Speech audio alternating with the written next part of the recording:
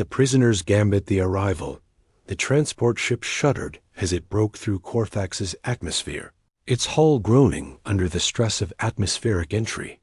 Marcus Chun pressed his face against the small porthole, watching the alien world unfold below him. Red sand stretched endlessly across the surface, broken only by massive stone structures that jutted from the ground like broken teeth. His hands were bound with energy shackles that hummed with power, a reminder of his new status as prisoner rather than Earth Defense Force captain. The battle at Proxima Station felt like a lifetime ago, though it had only been 3 weeks since the Zeltharian fleet had overwhelmed the human defense forces. Marcus had been one of the few survivors, pulled from the wreckage of his cruiser, and marked for something the aliens called special purpose. The other prisoners in the transport were a mixed bunch. Some were human soldiers like himself. Others were members of various alien species that had apparently crossed the Zeltharian Empire. All wore the same expression of grim determination, mixed with fear. They had heard the stories about Corthax, the prison world where the strong survived and the weak became entertainment.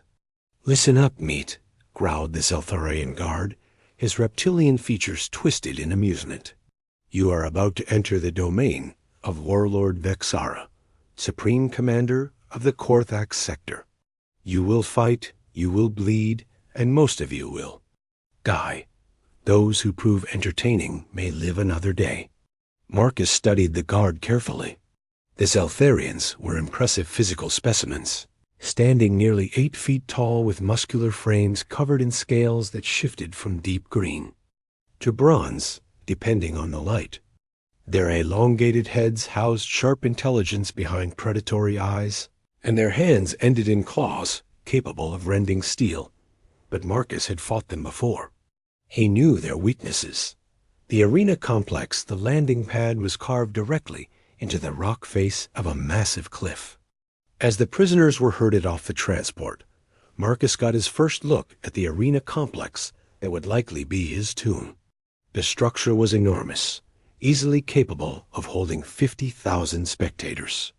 Multiple levels of seating rose from the central fighting pit, while private boxes for the elite were carved into the cliff face itself. Magnificent, is it not? The voice belonged to a tall, elegant Zeltharian female who approached the prisoner group. Unlike the guards, she wore robes of deep purple adorned with gold threading. Her scales were a striking silver color, and her eyes held an intelligence that made Marcus immediately wary. "I am Warlord Vexara," she continued, her voice carrying easily across the landing pad. "Welcome to Corthax, where the strong rise and the weak fall. You have been brought here not for execution, but for opportunity. In my arena, skill and cunning can elevate even the lowest prisoner to glory." Her gaze swept across the group, lingering on each face. When her eyes met Marcus's, he saw something flicker there. Interest, perhaps, or calculation. "The rules are simple," Vexara continued. "Survive the training pits, prove your worth in combat, and you may earn the right to face greater challenges. Excel beyond all others, and you might even earn your freedom by defeating my champion." A low chuckle rippled through the assembled guards. Clearly, no one had managed this feat in quite some time. The training pits, the holding cells, were carved into the rock beneath the arena, a maze of corridors and chambers that housed hundreds of prisoners.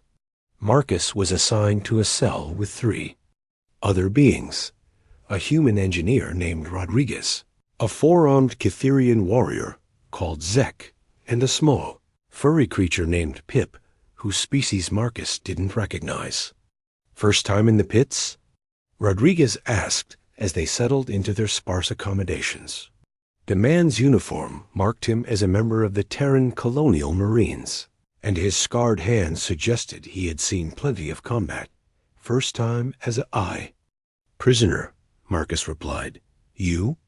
"Been here 8 months, Rodriguez said grimly. "Seen a lot of good fighters come and go. The key is to survive the initial sorting." They test new arrivals to see what they're made of. Zek, the Catherian, spoke up in his species' clicking language. Marcus's translator implant rendered it as, "The human speaks truth. First battles determine placement in hierarchy. Weak ones become fodder. Strong ones get better food, better weapons, chance to live longer." "What about the champion?" Marcus asked. "Anyone ever actually challenged him?" The cell fell silent. It was Pip who finally answered, his voice barely above a whisper. "Gorvik the Unstoppable. 10 years undefeated. Killed over 300 challengers. They say he's not even fully organic anymore. Enhanced with cybernetics, combat drugs, genetic modifications. He's Vexara's ultimate weapon. But he's still mortal," Marcus said quietly. Rodriguez laughed. Bitterly. "Mortal, maybe. But he's also 15 feet tall, has armor plating grafted to his bones, and reflexes enhanced beyond anything natural. The last challenger lasted maybe 30 seconds before Gorvik tore him in half. First blood, the testing began the next morning. Prisoners were divided into groups and sent to different training pits carved into the rock. Marcus found himself in a circular chamber with a dozen other beings, facing a scarred Saltharian trainer named Kexel. "Today you prove you are worth the food we feed you," Kexel announced. "Combat pairs will be chosen randomly. Winner advances to better quarters. Loser goes to the scrap pits." Marcus didn't need translation to know what the scrap pits were. His first opponent was a Rigelian, a species known for their incredible strength and natural armor. The creature stood 7 feet tall and looked like it could bench press a hovercar. The crowd of prisoners formed a circle around them, eager to see how the new arrivals would perform. "Begin!" Kexel shouted. The Rigelian charged immediately. Relying on brute force and intimidation, it was a mistake. Marcus had spent years studying alien combat techniques, and he knew that most species relied heavily on their natural advantages. They rarely expected tactical thinking from what they considered primitive humans. Marcus sidestepped the charge, using the alien's momentum against it. As the Rigelian stumbled past, Marcus struck precisely at the nerve cluster behind its knee. The creature's leg buckled, and it crashed to the ground. Before it could recover, Marcus had secured a chokehold that cut off blood flow to its brain. The Rigelian tapped out within seconds. "Impressive," Kexel said, making notes on a digital tablet. "The human uses intelligence to overcome superior strength. This one shows promise." The hierarchy over the following weeks, Marcus worked his way up through the training hierarchy. Each victory earned him better food, improved weapons, and access to more advanced training areas. But more importantly, it earned him respect from the other prisoners and attention from the guards. He learned that the arena operated on a complex system of rankings and privileges. New prisoners started at the bottom, fighting for scraps and basic survival. Those who showed promise were moved to intermediate levels, where they could begin specializing in different combat styles. The elite fighters occupied the upper levels, enjoying private quarters and the best equipment. At the very top sat Champion Gorvik, who had held his position for a decade. "The thing about Gorvik," explained a veteran fighter named Thorn during one of their training sessions, "is that he's not just strong. He's smart. He studies his opponents, learns their techniques, adapts his strategy. That's what makes him so dangerous." "Everyone has weaknesses," Marcus replied as he practiced with a plasma sword. "Even champions." "Yeah? Well, nobody's found his yet." But Marcus was studying too. He watched recorded fights, analyzed combat footage, and spoke with anyone who had faced Gorvik and lived to tell about it. There weren't many of them, but they all said the same thing. Gorvik was impossibly fast for something so large. His cybernetic enhancements gave him superhuman reflexes, and his tactical mind was as sharp as his claws. The challenge it was during His third month on Cortex that Marcus made his decision. He had risen to the upper levels of the training hierarchy, and his victories in the preliminary arena matches had begun drawing attention from the elite spectators. Warlord Vexara herself had attended his last 3 fights, watching from her private box with those calculating eyes. After his latest victory, Marcus was summoned to the Warlord's private chambers. The room was opulent by prison standards, with rich tapestries and alien artifacts decorating the walls. Vianjara sat behind a desk carved from a single piece of obsidian, her silver scales gleaming in the artificial light. "Marcus Chun," she said, reading from a file. "Former Earth Defense Force captain, decorated veteran of the Proxima campaign, tactician, leader, survivor." She looked up at him with interest. "You have adapted well to your new circumstances." "I do what I must to survive," Marcus replied carefully. "Indeed, your progress has been remarkable. In just 3 months, you have risen from the bottom tier to the ranks of elite fighters. Some are beginning to whisper that you might be ready for the ultimate challenge." Marcus met her gaze steadily. "If you're asking whether I'm ready to face your champion, the answer is yes." Vexara leaned back in her chair, a smile playing at the corners of her mouth. "Such confidence. Tell me, human, what makes you think you can succeed where so many others have failed?" "Because I'm not fighting for glory or sport," Marcus said. "I'm fighting for something more important than that." "And what might that be?" "Hope. Every human prisoner in this facility, every being who has been broken by your system, needs to see that the impossible is possible, that champions can fall." The Warlord's expression grew serious. "You speak of hope as if it were a weapon. Sometimes it's the only weapon we have." Vexara stood and walked to the window that overlooked the arena. "Very well, Marcus Chun. I will grant your request.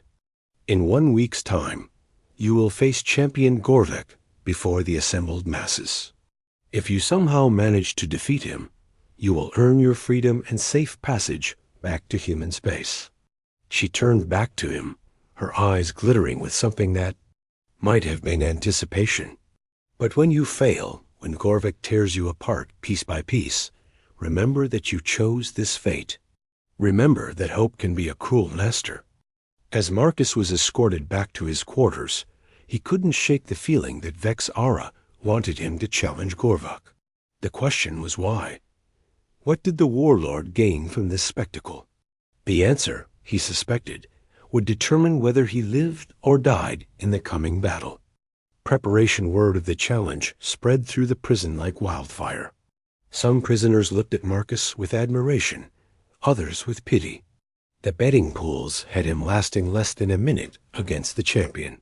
But Marcus had advantages that the bookmakers didn't know about. During his time in the training pits, he had carefully observed the facility's security systems, mapped the layout of the complex, and identified potential weaknesses in Zaltharian technology. He had also begun forming alliances with other prisoners, building a network of support that could prove crucial in the days ahead. Most importantly, he had studied Gorvak's fighting style more thoroughly than anyone before him. He had noticed something that others had missed: the champion's cybernetic enhancements, while making him incredibly powerful, also created predictable patterns in his movement. The artificial components operated on algorithms, and algorithms could be exploited. As the week progressed, Marcus refined his strategy. He would have one chance, one moment of opportunity, to strike a blow that would change everything. The margin for error was non-existent, but that had never stopped him before. On the night before the battle, as he lay in his cell, listening to the sounds of the prison around him, Marcus thought about Earth, about the friends he had lost, the battles he had fought, and the future he was trying to secure. Tomorrow, he would either die as a spectacle for alien entertainment, or he would prove that humanity's greatest strength was not its technology or its weapons, but its refusal to surrender in the face of impossible odds. The Warlord might laugh at his chances, but Marcus John had never backed down from a fight. And he wasn't about to start now. The champion's fall, the day of reckoning dawn, broke over Corthax like a crimson wound in the sky. Marcus John stood at the small window of his cell, watching the twin suns rise over the arena complex. Today would either mark his death or his freedom. There was no middle ground. The sounds of the prison were different this morning. Guards moved with excited energy. Prisoners whispered in hushed tones, and the very air seemed to vibrate with anticipation. Word had spread beyond the prison walls. Representatives from across the Zelfarian Empire had come to witness what many believed would be the shortest championship bout in arena history. Still time to back out, Rodriguez said from his bunk. The Marine had barely slept. His face drawn with worry for his fellow human. Doc Marcus turned from the window, his expression calm despite the storm of emotions inside him. "You know I can't do that." "Yeah, I know. Just had to say it." Rodriguez stood and clasped Marcus's shoulder. "For what it's worth, you've already done something incredible here. You've given us hope. That's more than anyone's managed in years." The cell door opened with a pneumatic hiss. A squad of guards entered, their weapons drawn but not aimed. They knew Marcus wouldn't run. He had made his choice. The arena filled rapidly as the morning progressed. 50,000 beings from dozens of species packed the stands, their voices creating a constant rumble of excitement. The elite boxes were occupied by high-ranking Zelfarian officials, wealthy merchants, and military commanders. Even the Emperor's personal representative was in attendance, his presence adding weight to the proceedings. In the preparation chambers beneath the arena, Marcus went through his final ritual. He had refused the combat drugs that were offered to challengers, just as he had refused the heavy armor that most fighters preferred. Instead, he wore simple leather and cloth with minimal protection that would allow maximum mobility. His weapons were equally Spartan, a plasma sword and a combat knife. Nothing fancy, nothing that would slow him down or complicate his strategy. Everything depended on speed, timing, and the element of surprise. "The human is either brilliant or insane," muttered Kexel, who had been assigned to oversee Marcus's preparation. "Gorvik will tear through that light armor like paper." "Maybe," Marcus replied, checking the balance of his sword. "But paper can cut if you fold it right." The champion's entrance. The crowd's roar reached a fever pitch as the arena's massive gates began to open. But it wasn't Marcus who emerged first. That honor belonged to the champion. Gorvok the Unstoppable lived up to his reputation. He stood 15 feet tall, his massive frame a horrifying blend of organic muscle and cybernetic enhancement. His left arm had been replaced entirely with a mechanical limb that ended in rotating blades. His right leg was similarly augmented, giving him inhuman speed and jumping ability. Most disturbing of all were his eyes, which glowed with artificial light as his enhanced vision systems tracked every movement in the arena. The champion raised his arms to acknowledge the crowd's worship, his voice amplified by internal speakers. "I am Gorvik. I am death incarnate. I am the wall upon which all challenges break." The crowd loved it, chanting his name in a dozen different languages. Betting terminals showed odds of 500-1 against the human challenger.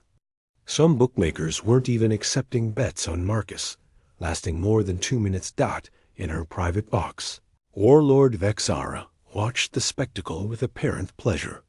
She had dressed for the occasion in her finest regalia, her silver scales polished to mirror brightness. But Marcus noticed that her eyes weren't on her champion. They were scanning the crowd, watching the reactions of the various officials and dignitaries. The human's gambit, when Marcus finally emerged from the opposite gate, the crowd's reaction was notably different. There was some cheering, mostly from the human prisoners who had been allowed to watch, but also scattered applause from beings who appreciated an underdog story. Mostly, though, there was silence as the spectators tried to process what they were seeing. Marcus looked impossibly small next to Gorvak. Where the champion was a mountain of muscle and metal, the human appeared almost fragile. His simple clothing and minimal weapons seemed like a cruel joke compared to Gorvak's array of built-in weaponry. "Behold!" Vexara's voice boomed across the arena through the sound system. "The challenger who dares to face perfection itself." The Warlord's laughter echoed through the arena, and it was picked up by many in the crowd. The sound was like breaking glass, sharp and mocking. "Tell me, homie, human," Vexara continued, "do you have any final words before my champion demonstrates the futility of your species' ambitions?" Marcus looked up at the Warlord's box, then around at the assembled crowd. When he spoke, his voice carried clearly through the arena's acoustics. "I have only one thing to say," he called out. "Today, you learned that humans don't know how to quit." The crowd erupted in a mixture of cheers and jeers. In the elite boxes, Marcus noticed several officials leaning forward with interest. Good. He wanted them to pay attention. "The battle begins." The opening horn sounded like the voice of death itself. Gorvak immediately went on the offensive, his enhanced legs launching him across the arena with impossible speed. His mechanical arm whirred as the rotating blades spun up to lethal velocity. Marcus had anticipated this. Every recording of Gorvak's fights showed the same pattern, an overwhelming opening assault designed to end battles quickly. The champion's cybernetic enhancements gave him incredible initial burst speed, but Marcus had noticed something in the technical specifications that others had missed. As Gorvak closed the distance, Marcus didn't retreat. Instead, he did something unexpected. He charged forward, staying low and angling to the champion's left side. The move was so audacious that it caught even Gorvak off guard. The champion's blade arm swept down where Marcus should have been, but the human had already rolled past. As he came up from the roll, Marcus's plasma sword carved a precise line across the back of Gorvak's enhanced leg, targeting the power coupling. That fed the cybernetic system's. Sparks flew as the blade found its mark. Gorvak stumbled, his enhanced reflexes temporarily disrupted as error messages flooded his augmented neural interface. The crowd goes silent. The arena fell silent as the impossible happened. Gorvak the Unstoppable had been hurt, not seriously, but visibly. Smoke rose from his damaged leg coupling, and his movement patterns had become noticeably less fluid. "Impossible," Vexara's voice carried clearly in the sudden quiet. But Marcus noticed that her tone held something other than shock. There was calculation there, as if she were watching a chess match rather than a death battle. Gorvak recovered quickly, his backup systems compensating for the damage. But Marcus had proved his point. The champion was not invincible. He was a machine, and machines could be broken. The crowd began to murmur as Gorvak pressed his attack with renewed fury. This time, his assault was less coordinated, driven by anger rather than tactical precision. Marcus used this against him, staying mobile and striking at opportunity targets. Each attack was precisely calculated. Marcus had studied the champion's cybernetic systems extensively, and he knew exactly where the weak points were. A plasma cut to the shoulder joint that housed the blade arm's primary motor. A knife thrust to the data cable that connected Gorvak's enhanced vision to his tactical computer. Small damages that accumulated like paper cuts. A turning point. The battle raged for nearly 10 minutes, far longer than any of Gorvak's previous fights. The champion's growing frustration was obvious to everyone in the arena. His attacks became wider, more desperate, less controlled. Marcus, meanwhile, appeared to be gaining strength. His breathing was controlled, his movements efficient. He had trained for this moment, and everything was proceeding according to plan.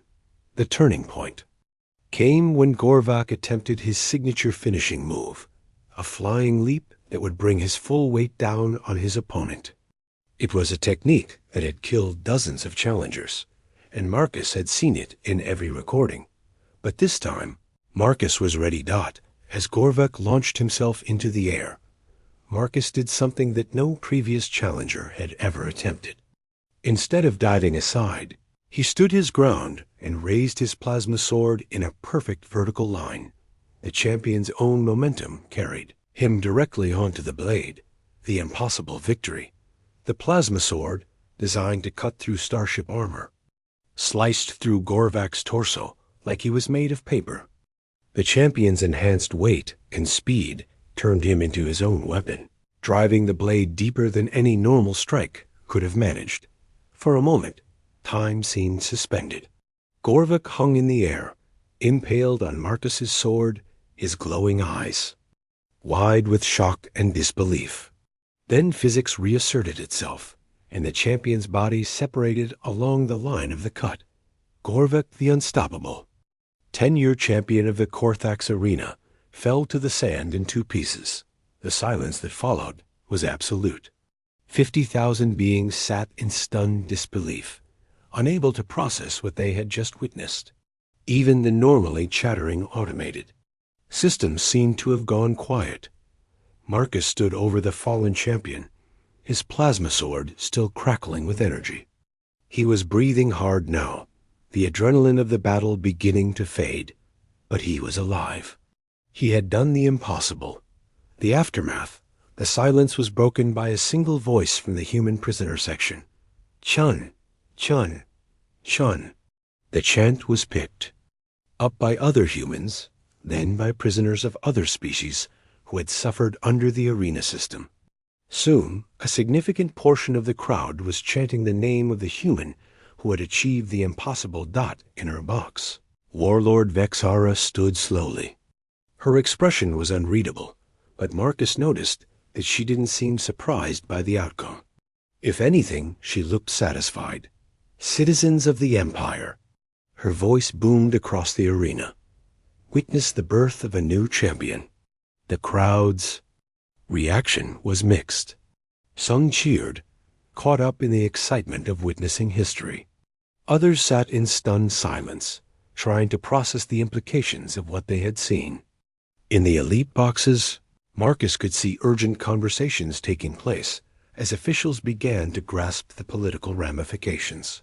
A human had defeated the Empire's ultimate weapon.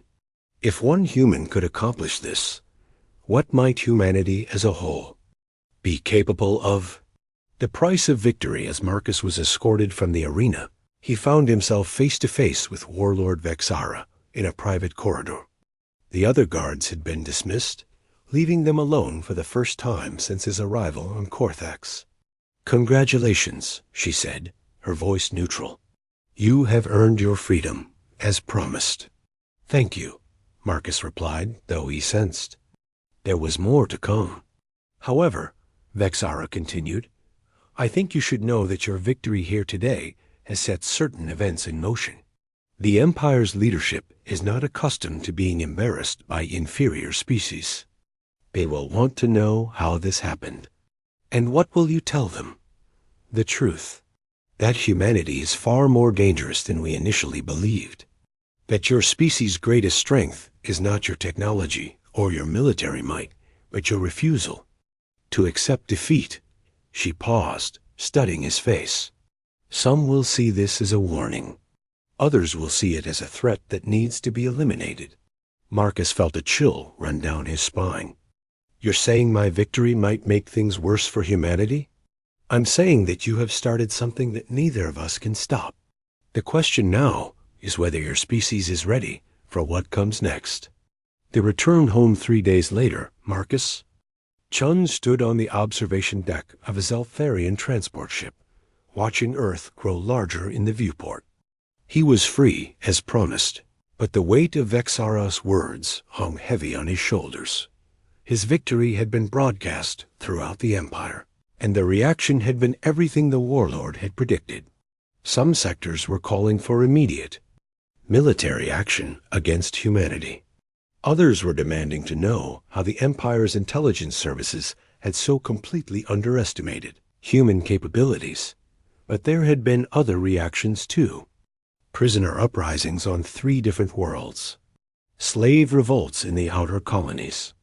Resistance movements that had been dormant for years, suddenly finding new life.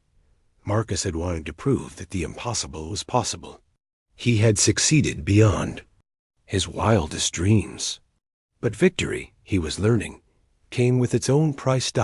As Earth filled the viewport, Marcus began composing his report to the Defense Council. They needed to know what was coming. They needed to prepare for a war that his victory had made inevitable. But they also needed to know that humanity had advantages their enemies didn't understand. They needed to know that sometimes the best weapon was simply refusing to give up. Marcus Chun had gone to the arena as a prisoner and emerged as a champion. But more than that, he had proven something that would echo across the galaxy. When humanity was pushed to the edge, it didn't fall. It fought back. The Warlord had laughed at the humans' chances. But in the end, it was Marcus who had the last laugh, even if the sound was tempered by the knowledge of what was to come. The arena was behind him now. The real battle was just beginning. Asterisk.